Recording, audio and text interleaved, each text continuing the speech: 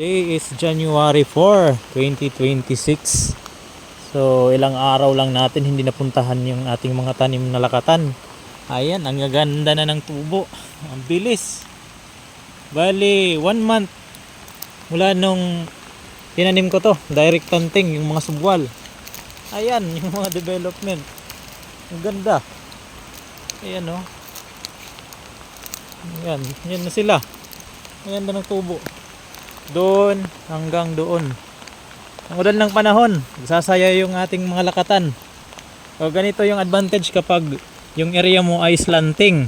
Kasi ayaw na ng lakatan na mababaran siya ng tubig. Yung stagnant na tubig, namamatay yung lakatan.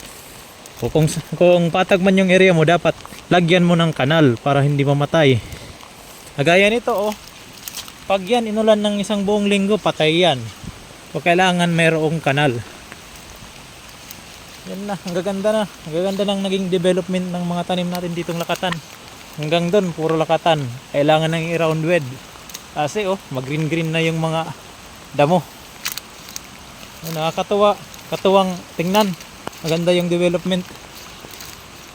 Yung mga dinirect natin. Dami-dami rin to. Ang sukat pala nito ay 3 by 2.5. Bali 3 meters yung